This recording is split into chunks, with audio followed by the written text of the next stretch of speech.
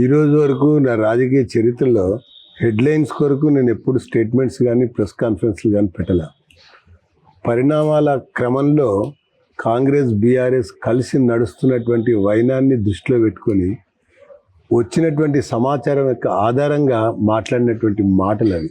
అంతేగాని ఏదో పతాక శీర్షికల్లో మన ప్రకటన ఉండాలి, అదేదో సంచలనం కలిగించాలి, ఆ తర్వాత మనం తోక ముడుచుకోవాలి అన్న ధోరణి ఈనాటి వరకు ఏ రోజు కూడా మనం ఆ రకంగా పోలా. నేను అందుకనే స్పెసిఫిక్ డేట్స్ పెట్టాను. June 2, December 9.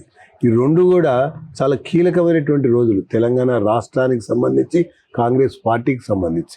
జూన్ 2 ఏమో తెలంగాణ రాష్ట్ర అవతరణ దినోత్సవం అని చెప్పని లోకమంతా తెలిసినటువంటి అంశం. డిసెంబర్ 9 ఏమో సోనియా గాంధీ యొక్క జన్మదినం.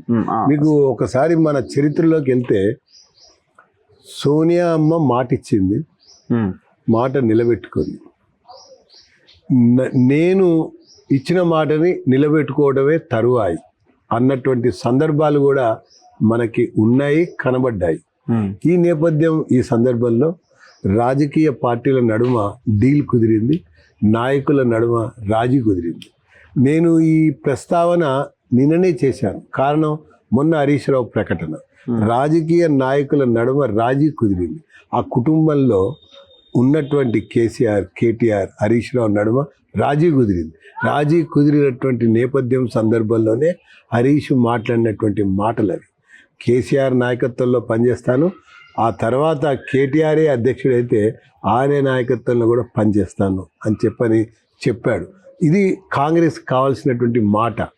వీరి నోట ఆ పూట పలకాలని చెప్పని వారు కోరుకున్నారు కాబట్టే ఆయన మాట్లాడాడు. ఇది ఒక అంశం. ఇక రెండో విషయానికి వస్తే, కాంగ్రెస్ బీఆర్ఎస్కి కొత్త కాదు కలిసి నడవటం, కలిసి పనిచేయటం.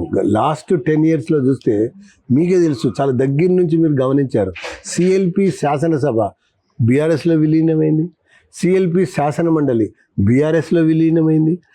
మొత్తంగా బీఆర్ఎస్లో మూకుమ్మడి కాంగ్రెస్ ఎమ్మెల్యేల చేరికలు కూడా మనం చూసాం. ఒకటి. దానికంటే ముందుకెళ్తే కాంగ్రెస్ బీఆర్ఎస్ కలిసి ఎన్నికల్లో పోటీ చేశాయి, ఒక అంశం. రెండో అంశం చూస్తే కాంగ్రెస్ బీఆర్ఎస్ కలిసి మంత్రివర్గంలో పాల్గొని ముందుకు నడిచాయి, రెండో అంశం. ఇక మూడో అంశం చూస్తే ఈ 15 మాసాల యొక్క క్రమంలో జరిగినటువంటి అంశాలు మీరు పరిశీలించండి. ఒకటి, అరవింద్ కేజ్రీవాల్ ఓటమి తర్వాత కేటీఆర్ యొక్క ప్రకటన ఏంటి? కాంగ్రెస్ అనవసరంగా కేజ్రీవాల్ని దూరం చేసుకుని పోటీ చేసింది, ఓడిపోయింది అని చెప్తూనే కలిసి పనిచేయాలి అన్నటువంటి మాటను కూడా నేను ఈ సందర్భంగా గుర్తు చేస్తున్నా.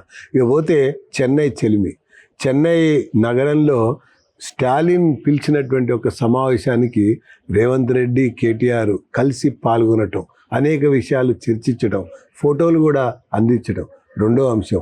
ఇక మూడో అంశం విషయానికి వస్తే, లిక్కర్ రాని ఎదుర్కొంటున్నటువంటి మన కేసు బయటపడాలి, బయట వెయ్యాలి, కావాల్సినటువంటి న్యాయ సలహాకి ఒక కాంగ్రెస్ ప్రముఖ న్యాయవాది సహకారం అందిస్తూ వాదనలు వినిపిస్తూ ఉంటే, ఆయన ఎన్నికని ఏకగ్రీవం చేసింది బీఆర్ఎస్ కాదు, మన రాష్ట్రం నుంచి ఉన్నటువంటి రాజ్యసభ సభ్యుడు ఏంది, అభిషేక్ సింఘ్వి. ఓకే, మనకు తెలిసిందే కదా విషయం.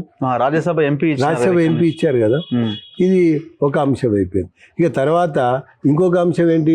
విడిపోతే పడిపోతాం, మనకు మనం నలుగురం కలహించుకుంటే కలిసిపోతాం. కాబట్టే నీకు విచారణ ఉంది, నాకు విచారణ ఉంది, మన ముగ్గురికి విచారణ ఎదుర్కొంటున్నాం. కవిత ఇంకొక వైపున ఎదుర్కొంటుంది.